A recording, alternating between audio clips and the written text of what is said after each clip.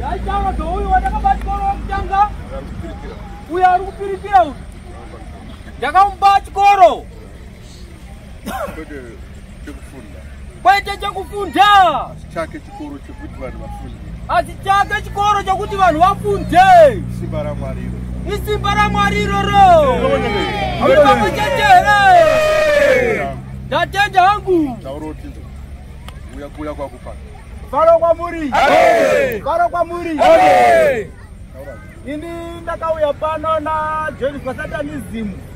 Unaona sei? Na join kwa satanism. Alright. Ndakanga kuona zvangu ndega. Zvakuitika pandiri chero kubasa ndinonyanza kushanda because ndakanga ndakutoita ndakurasika njere ndakanga ndakutopenga because ndasingachanzwisise kuti chii chiri kuitika pandiri asi pandakauya pano muna 2019 muna February ndakauya zvakaoma asi ndikapera foni ikatorwa ndikata 9 months ndisina foni ndisingachandise foni asi iko zvinoda kuishandisa zvakapeno anga joiniswa pafoni saka tata tora foni yani yacho kanga rikadiki diki futi kanga rikamudzi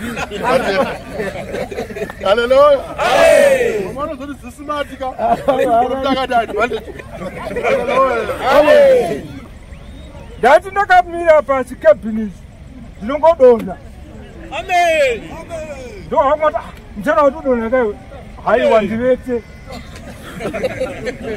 ndakati akuzokwana rutatu amen ndobva zvapera ndotenda madzibaba mazikazi zviro kwazvo mune rombo rakanaka munogara nomurume uyu maropafadzo munopuwa asi munotamba nawo dai maiziva kufamba mashoka zenyu maizitumidza mazita mabasa zviri kwauri kutenda kwako pana baba vamagirasi kuti ndiri dasa here rinoti mashoka vanotaura ndinenge ndichiminya kana kuti uri chijambakura unenge uchiremera musoro pamuti kana kuti uri kamba inenge ichiminya chinonyera muhovhisi vakarupoparasa unogamuchira nokutenda haleluya amen ndakaomoti mugara ate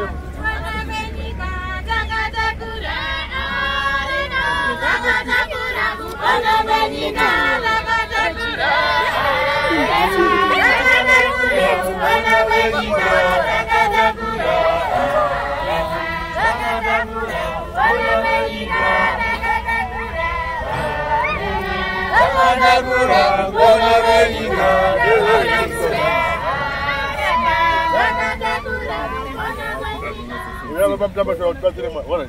Uya. Ngopo basa lacho. Tukashaye kwa bachiri ndivyo ameni baba. Mbara kwa muri. Mbara kwa muri. Haleluya. Indranzi Ronald Ugumbu. Ugombo. Ndakauya pana pa 2014. Ndine vamwe ambuya vangu vairoya. Pakatumwa vana mudare vakandotora zunhu tiri pano apa pamasowe. Munhu wese zvikauya zvikabudiswa munhu wese akauya akaona chikwambo. Ndobva tamboenda. Ndobva tazodzoka 2021. Kuti ndidzoke ndandaona pa YouTube. Ndina madzimai kumba. Vakati ngatimbotrai murume uyu. Ini semunhu aiziva nzvimbo nokunowanikwa Ishe. Ndakabva ndati ndinovaziva ndiIshe. Takatanga kuvafonera. Vakati uyai kusowe. Tikauya. Ndakapiwa munamato wekunze nayogeza 3 days. ndakanga ndanetseka nokutsvaga maclients emastands pasina 3 days pakangowanikwa vanhu vakauya vachibhadhara stand ndobva ndatenga mudziyo weredhi uyo unova weextrail ndobva taudza ishe ndozvaitika mukufamba apa ndakanga ndatenga maini ndikatora ishe ndikaenda nawo kumaini pasina 10 minutes tabva pamaini ishe vakandiudza kuti panhu pako hapana goridhe siyana nazvo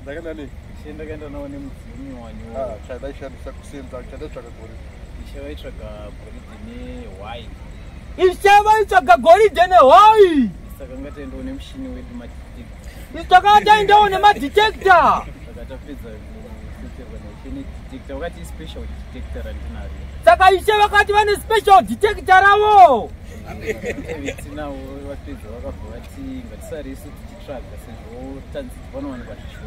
vanhu vataiva navo vakabva vati ngatisare tichitsvaga sezvo panzi panowanikwa zvishoma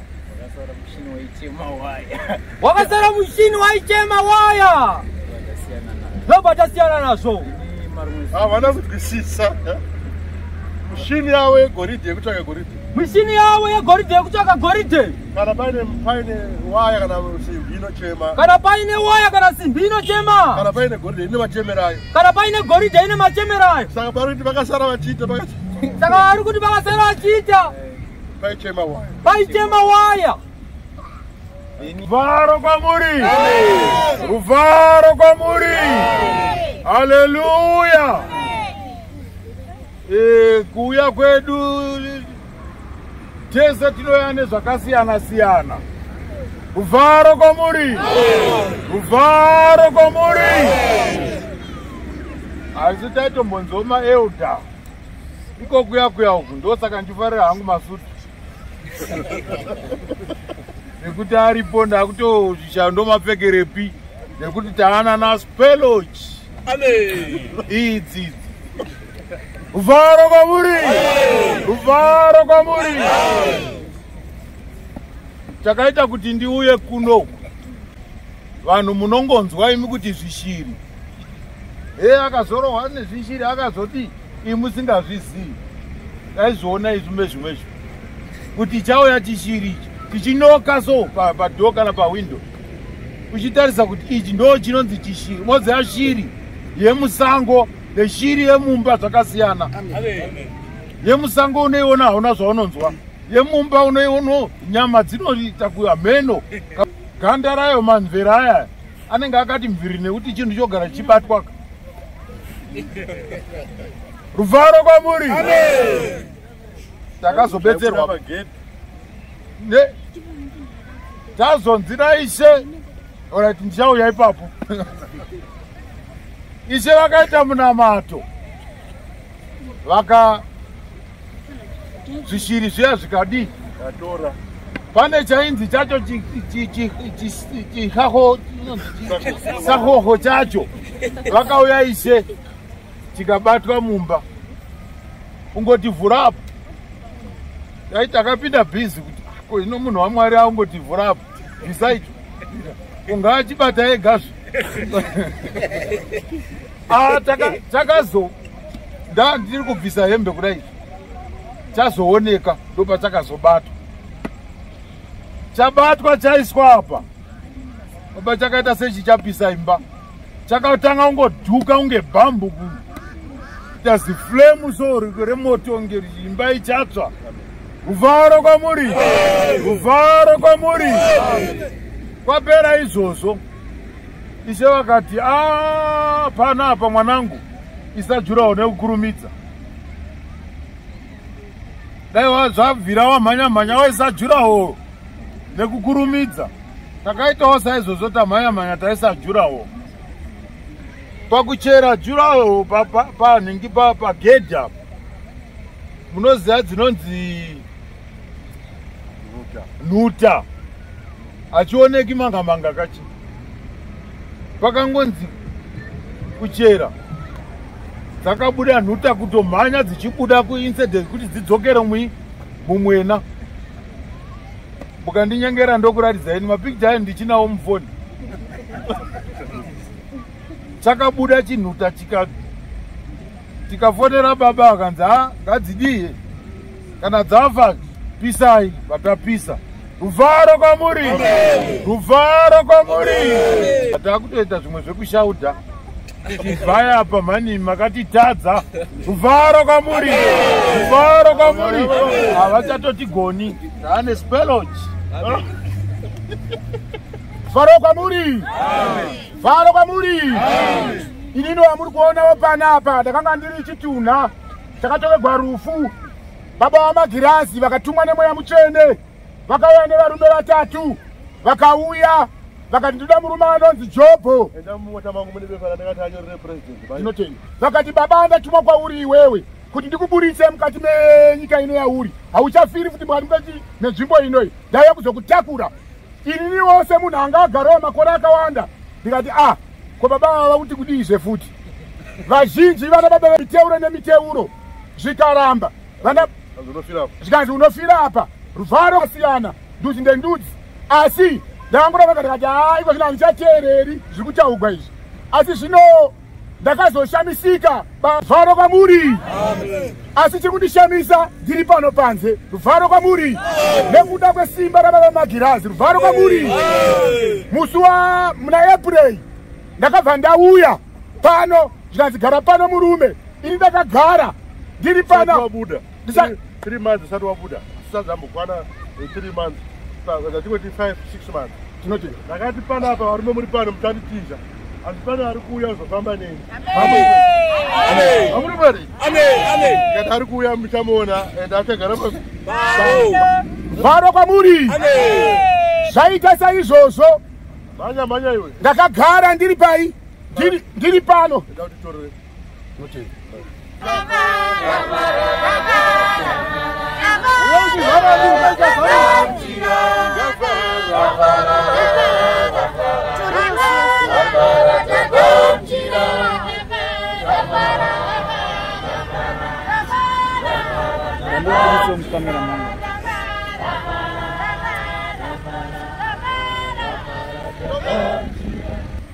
iri pepa raanaro yapano kuma. Yanaro yaverenga. Verenga.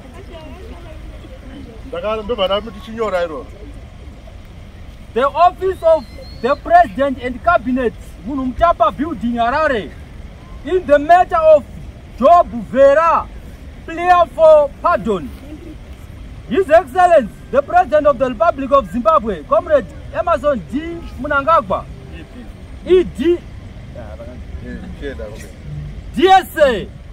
First of all, I wish to extend my heartfelt congratulations to you, Your Excellency, for your resounding victory in the harmonized elections held in 2018. Amen.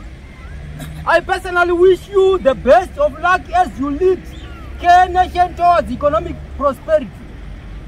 Your Excellency, please note that this is an application for pardon in terms of Section 112 of the Constitution of Zimbabwe, AMD 20, Act of 2013. I was sentenced to life imprisonment and currently I have served for 17 years. Aware that plus how many Zangwagara Sarwato? 6 years. 70 plus 600. Aware that aware that the prerogative of mess vests with the president. Alright, Anyora Chambai, that's Zanakatiora. So that's Titi Abrama, Titi Abrama, Titi Abrama, Titi Abrama, Titi Abrama, Titi Abrama.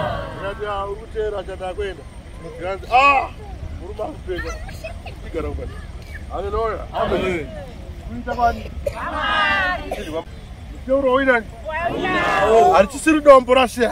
Amen. Wedu agara para boga siyana futi. Amen. Mtoro unopisa. Amen. Unopisa. Hallelujah. Amen. Unogeza. Mubiri wese. chero nguwa yatada tounwa kwete inopisha enda uise mufiriji ufurize kuti tonorera muteuro wangu ndoda kuzokunwa wazvizwa kana uchisa drink kwete doro woti izvo ndiri kukunwira nhasi mudrink ndiri kukunwira mumazoro ropa rangu iri richava muteuro wazvizwa ukasvika pane munhu yafana kuti iwe handitengese newe ipo pano wakaromba ukasvika pari kupindawo vamwe basa dai auya panapa ndine